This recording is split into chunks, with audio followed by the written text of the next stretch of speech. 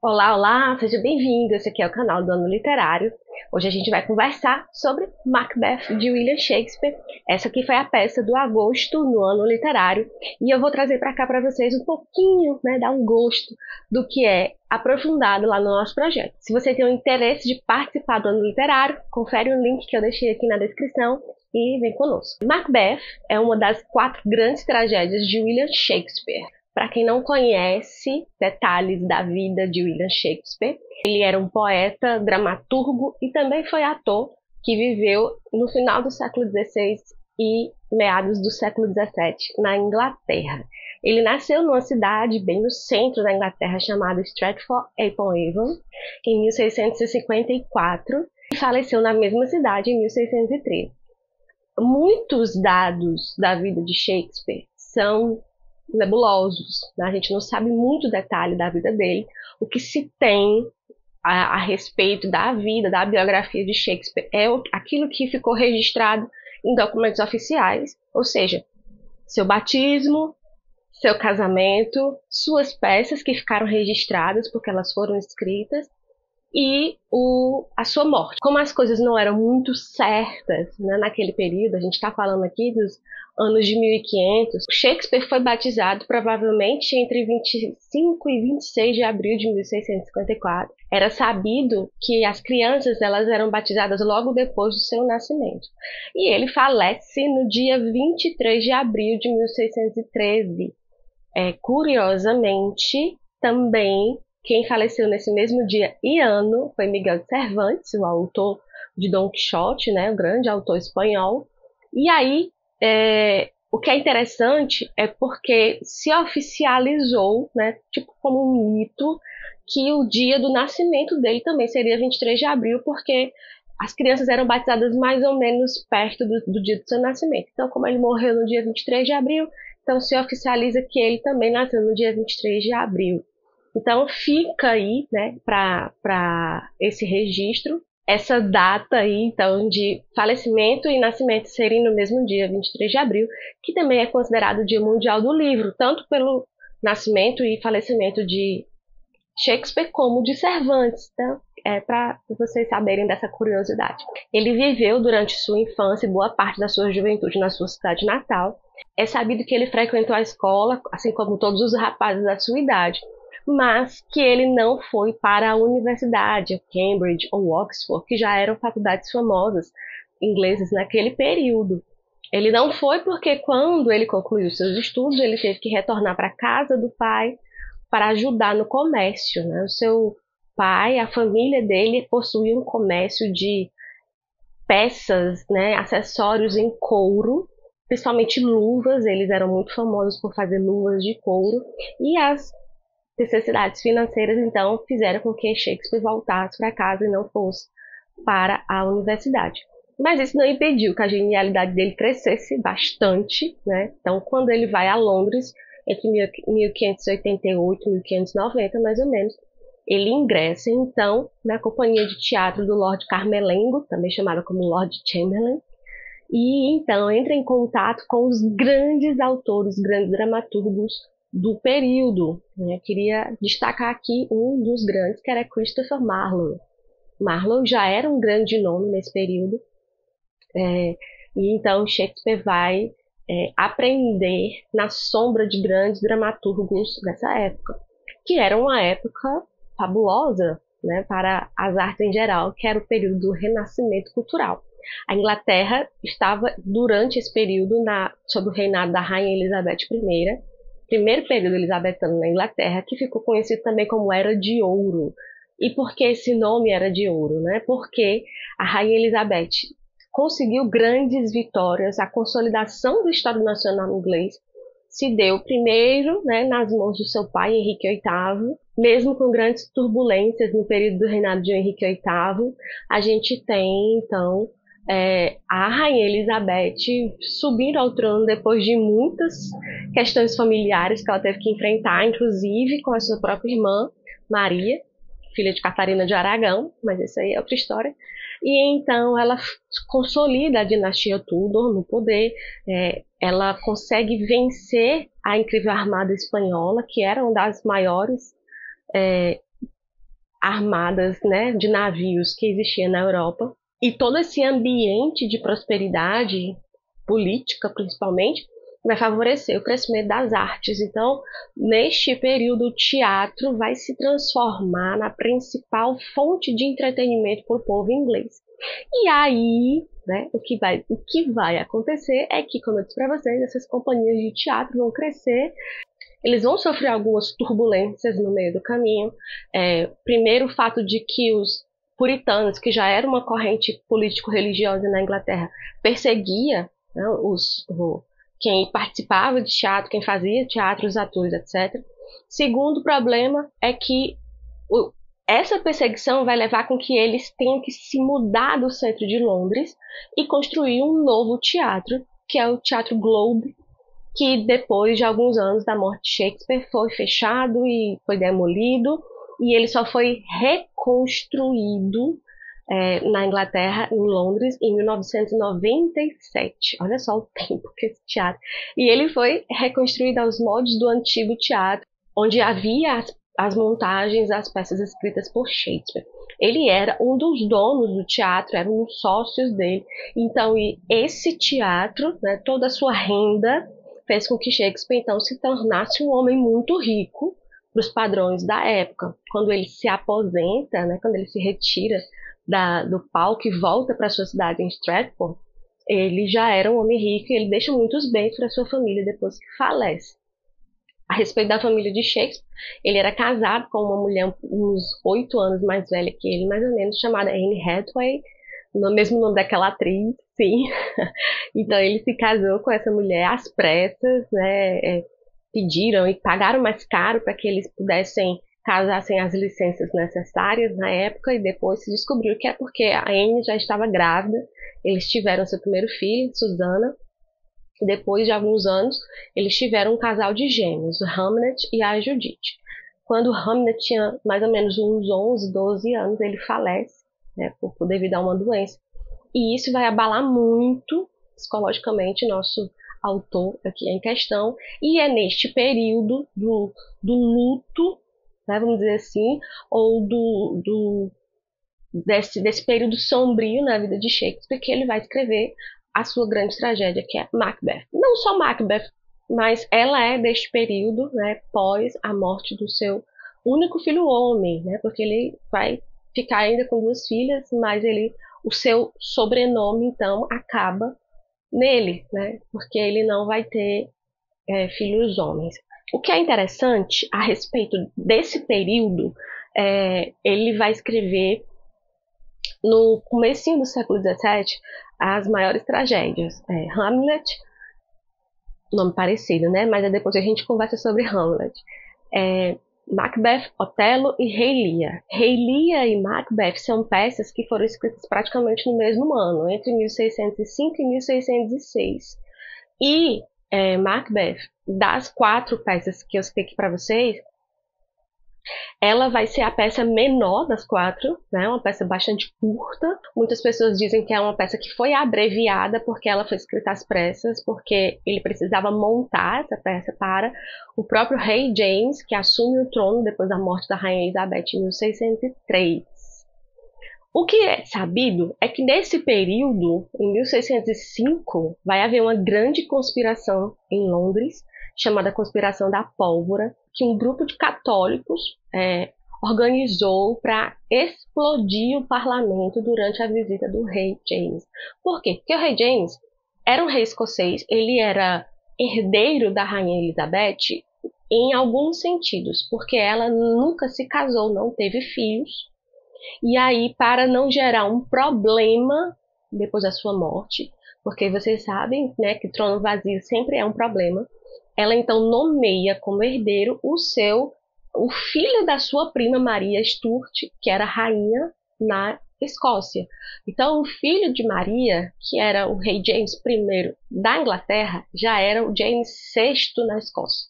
Ele vai ser rei das 2 casas, das 2 coroas, porque naquele período eles eram reinos separados. O fato de um rei escocês assumir o trono da Inglaterra vai gerar muita desconfiança e muitos problemas.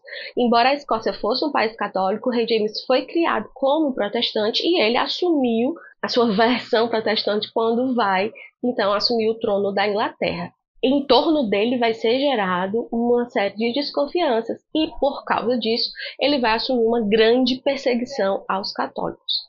Então, muitas coisas relacionadas aos fatos históricos daquele período e Macbeth, né, a gente pode encontrar similaridades. A primeira coisa é que a história se passa na Escócia, né? Então é como se fosse uma espécie de homenagem à terra natal do rei.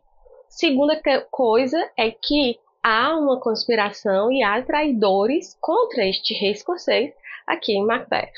E aí ele também vai fazer algumas menções reais à conspiração da pólvora. Tem uma fala aqui do porteiro em Macbeth que é muito interessante, que faz menções às palavras reais do que os conspiradores que foram pegos nessa essa conspiração, ela não teve o resultado esperado. Todos os conspiradores foram presos e depois assassinados. O líder deles, aliás, os líderes, Robert Catesby e Guy Fawkes, inclusive esse nome do Guy Fawkes é muito conhecido ainda na história, várias referências, inclusive na cultura pop, ao Guy Fawkes. E aí o que vai acontecer é que Shakespeare aproveita todo esse clima de incerteza, de insegurança, de conflitos, e ele imprime todos esses sentimentos aqui em Macbeth. Essa é uma peça onde se aprofunda uma investigação que Shakespeare está fazendo, e eu acho interessante trazer isso para vocês. Eu falei das 4 grandes tragédias, ele escreveu bem mais que isso, mas essas são canonicamente conhecidas como as suas grandes tragédias, e em todas elas a gente vai ter uma questão de conhecer a essência do mal. As pessoas, elas são más nessas peças, né? Nós vamos ter grandes vilões nessas peças, nessas 4 que eu falei para vocês. E em muitas dessas peças, e em muitos desses textos, a gente vai ver a maldade ali muito forte, muito presente, às vezes até personificada. A gente tem um grande, talvez o melhor e o maior vilão de Shakespeare, que é Iago em Otelo, que é mal, porque gosta de ser mal, né? Que não tem motivo para ser mal, mas é mal. E a gente tem aqui em Macbeth, então, essa corrosão, acho que a palavra seria essa, da alma desse protagonista, que começa a peça sendo honrado por ser um grande general, por ter conquistado vitórias em campo de batalha, por ter derrotado traidores do rei Duncan da Escócia, e termina a peça como uma pessoa sem nenhuma moral, vil, todo preenchido pelo mal. Então essa peça, ela é toda permeada por esse sentimento sombrio, escuro. Inclusive a cenografia da peça é toda escura, toda cinzenta, toda nublada, né? A gente já começa ato 1, cena 1, com trovões, com relâmpagos, e a presença do sobrenatural na figura das 3 bruxas ou 3 irmãs estranhas, né? Às vezes elas são chamadas de bruxas, às vezes elas são chamadas de irmãs estranhas. Mais na frente a gente vai ter a presença da Hécate, que era uma deusa grega das feiticeiras. Então o que a gente percebe é que ele coloca mais essa pegada sobrenatural, ele sobrecarrega Macbeth desse sobrenatural e nos deixa com uma grande interrogação, e daí a genialidade do autor, de depois de 4 séculos, depois que a gente termina a leitura dessa peça, ficar se perguntando, será que Macbeth foi enfeitiçado? Será que ele fez tudo isso por causa de um feitiço? Ou esse mal já existia dentro dele e ele só deixou aflorar tudo isso? Então a gente fica com essa grande interrogação durante a leitura, e principalmente quando a gente termina, a gente fica pensando, mas como é que ele conseguiu, né, se corromper a tal ponto? Então, qual é a história de Macbeth? Ele era, como eu já disse para vocês, um grande general das forças escocesas, uma pessoa de confiança do rei, inclusive ele era seu parente. E aí ele e um grande amigo dele, chamado Banquo, estão numa batalha vencendo um traidor que tinha se aliado aos noruegueses contra a Escócia. Eles vencem esse cara e aí eles estão retornando para casa e aí eles se deparam com essas três irmãs estranhas ou três bruxas que fazem uma profecia tanto para Macbeth como para Banquo. Elas profetizam que Macbeth um dia será rei e que Banquo não será rei, mas será pai de reis. Então, nesse momento dessa profecia, o que é que acontece? Na mesma hora, vem a Macbeth, um homem cercado por uma imaginação riquíssima e também muito ansioso. A ideia é que talvez, se a gente não tem isso claro na peça, mas que fica, né, nas entrelinhas, que ele já teria tido a ideia, já tinha passado pela sua mente, de assassinar o rei Duncan. Quando ele escreve uma carta para sua esposa, grande personagem nessa peça também, Lady Macbeth, ela então fala, né, coisas para nós, leitores, espectadores, que vão nos chocar um pouco. Ela diz o seguinte, ela diz que temo-te a natureza, sobra-lhe o leite da bondade humana. Olha aí. Para tomar o atalho, sonhas alto, não te falta ambição, porém privada do mal que há nela.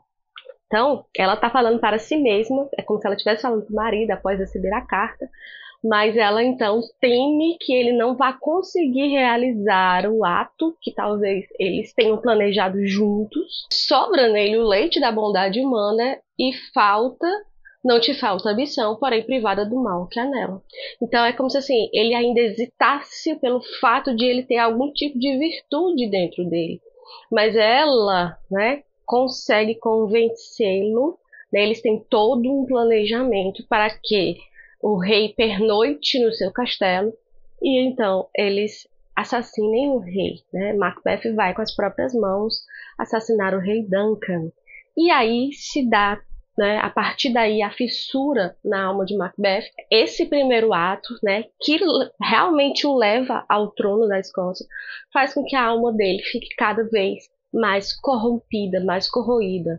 Ele vai, depois dessa primeira morte, querer eliminar todos aqueles que estão contra ele. O primeiro da lista dele é o Banquo, que, como as bruxas profetizaram, seria pai de reis. Macbeth não tinha seus próprios filhos, então ele pensa, eu não vou, né, ter que passar por tudo isso, né, consciência pesadíssima, ele não conseguia mais dormir, ele já não era mais um homem tranquilo por causa da sua consciência pesada de ter assassinado o rei Duncan, que, além de rei, e a figura simbólica do rei é muito importante, era um homem bom e era seu parente e estava na sua casa. Tinha a questão da lei da hospitalidade. Então, tudo isso assombra Macbeth. Em outro grau, também vai assombrar a Lady Macbeth. E o que a gente vai ver é que esse casal se separa. Primeiro no início da peça, eles eram extremamente unidos, né? Alguns críticos dizem que este é o casal mais apaixonado de Shakespeare, o casal mais feliz em Shakespeare. E aí o que a gente vai ter depois é que essa consciência vai atritar entre os dois e eles vão se separar, não fisicamente, mas a união de corações que existia entre eles vai se corromper, e o que a gente vai encontrar a partir de então é o Macbeth bolando cada vez mais crimes. Primeiro ele vai eliminar o Banquo, ele encomenda a morte do Banquo e diz que é para matar o Banquo e o filho do Banquo, né, que já era um rapaz que não morre nessa emboscada. Ele consegue fugir, mas o Banquo é assassinado. E a gente tem uma cena horripilante, né, depois do assassinato de Banquo. Macbeth está dando lá um banquete para todos os lords, ele agora é o rei. E ele ainda solta assim, mas cadê o Banquo que não tá aqui? Estou esperando por ele, né? Como se ele não soubesse o que estava acontecendo. E aí quando ele vai se sentar na sua cadeira, ele se depara com o fantasma do Banquo. E naquele fantasma bonitinho, branco, aquela coisa, né? Aquele espectro todo branco, não. É um fantasma como se ele tivesse acabado de sair da cova, ensanguentado, com a cabeça toda arrebentada. Então, aquela visão pavorosa, que não fala nada, mas que só a presença dele já é um indicativo de todo o mal que Macbeth, né, tá enfrentando, tá entrando dentro dele. Ele fica como um louco e ele começa a conversar com aquele fantasma na frente de todos os lords. A Lady Macbeth tenta lhe desfazer a situação. É um problema que meu marido tem, não liguem, né? Finge que nada está acontecendo. Mas isso já desperta a atenção dos lords. E aí, depois de tudo isso, depois do escalamento da violência, ele volta a procurar as bruxas e as bruxas lhe fazem aparecer, né, 3 visões. Primeiro é de uma cabeça armada, olha só, uma cabeça armada, que diz que é para ele ter cuidado com Macduff, que era um dos lords que começou a desconfiar que Macbeth não era exatamente o que a gente vê, né? E essa, né, é uma pauta super interessante, eu volto a falar sobre isso com vocês, mas vamos continuar aqui as visões. A segunda visão era de uma criança ensanguentada, que dizia que nenhum homem nascido de mulher, né, ou seja, nenhum homem parido de mulher, iria matar Macbeth. E depois ele vê uma outra criança, mas agora coroada com uma árvore, e que diz a ele que, a não ser que uma floresta avançasse até o castelo dele, ele não seria derrotado. Então, essa visão, essas 3 visões, na verdade, vão encher Macbeth de uma confiança exagerada. Ele vai ficar, então eu tô tranquilo, nada vai acontecer. E esse excesso de confiança é o grande erro que ele comete. É uma crítica muito interessante que Shakespeare faz aqui a confiar, né, do fato de os homens confiarem nessas palavras sobrenaturais, nas estrelas, nos astros, na força do destino. Existe uma relação interessante entre essa peça e Júlio César, que foi uma peça que nós estudamos já aqui no ano literário, que fala uma fala de Cássius em Júlio César que diz assim, a culpa não está nas estrelas, mas sim em nós mesmos. Se não formos nós os responsáveis por essa ação, isso nunca acontecerá. Né? Dentro do contexto de Júlio César, né, era isso que Cássius estava falando sobre um crime que eles iam cometer. Mas, se a gente pegar essa fala de Cássius como um conceito, e a gente vai ver que esse conceito aparece e reaparece em Shakespeare, esse conceito dizia assim, a força do destino inexorável contra o livre-arbítrio. Será que o homem ele não é capaz de decidir por si só o que ele deve ou não fazer, principalmente se essa ação leva a um mal, leva a um crime? Porque está no meu destino ser rei, então aconteça o que acontecer, eu vou fazer de tudo para cumprir isso aí. Então ele saiu matando geral, né? Mas ele tinha o poder de decidir não fazer o que ele fez.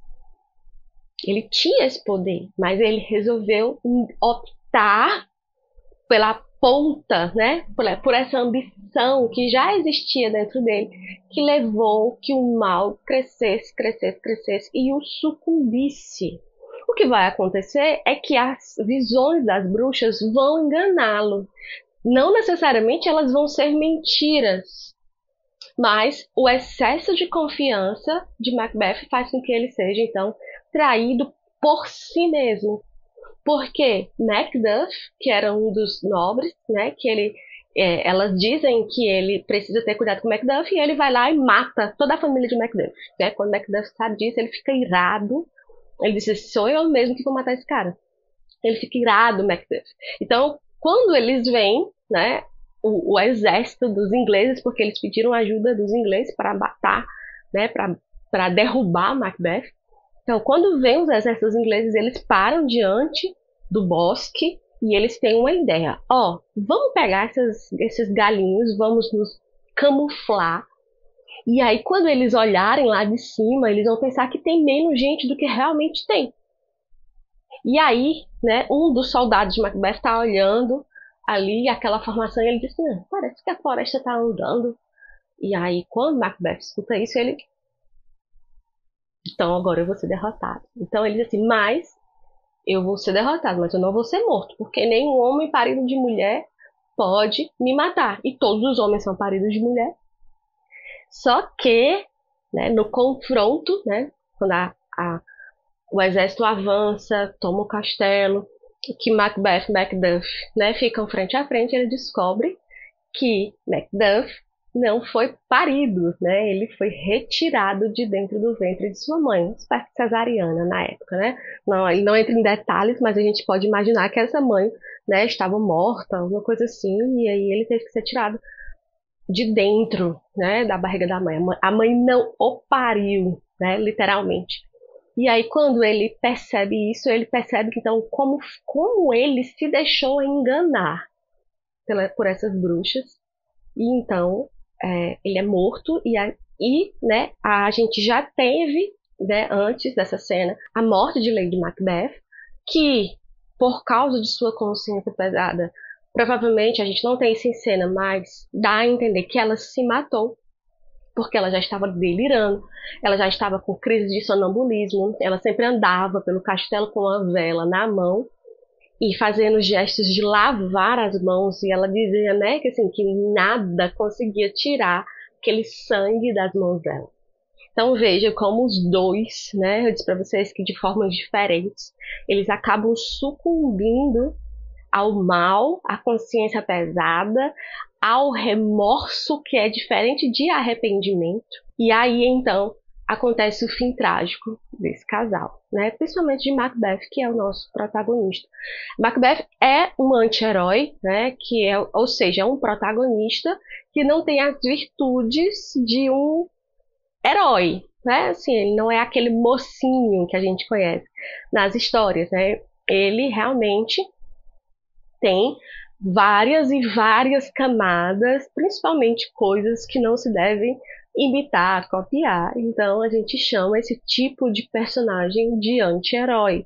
O que é mais interessante ainda é o fato de ele ter tantas camadas, ele ser tão humano, mas se deixar levar por essa maldade, porque a gente acaba tendo uma simpatia por Macbeth. Assim, mesmo ele sendo esse homem mau, esse homem que se corrompe, esse homem que manda matar o próprio amigo, matar uma família inteira, incluindo crianças, incluindo mulheres, mesmo assim, a gente tem uma certa compaixão por ele. O problema é que, como eu disse para vocês, que remorso é diferente de arrependimento. Então, o arrependimento leva a uma redenção do caráter. O remorso não, ele só come a pessoa por dentro. Ele só come até não sobrar mais nada, e é o que acontece com Macbeth. Então, eu espero que vocês leiam essa peça. Para quem já leu, espero que vocês apreciem uma releitura qualquer dia. Essa peça é magnífica, eu amei, né? É uma das peças mais curtas, mas também é uma das peças que nos entregam uma das falas mais bonitas de Shakespeare. Depois de Macbeth, eu acho que Romeu e Julieta é o texto mais bonito de Shakespeare. Tem várias passagens belíssimas. E não esqueçam de deixar seu like, compartilhar esse vídeo, se inscrever no canal se você não é inscrito. E até a próxima!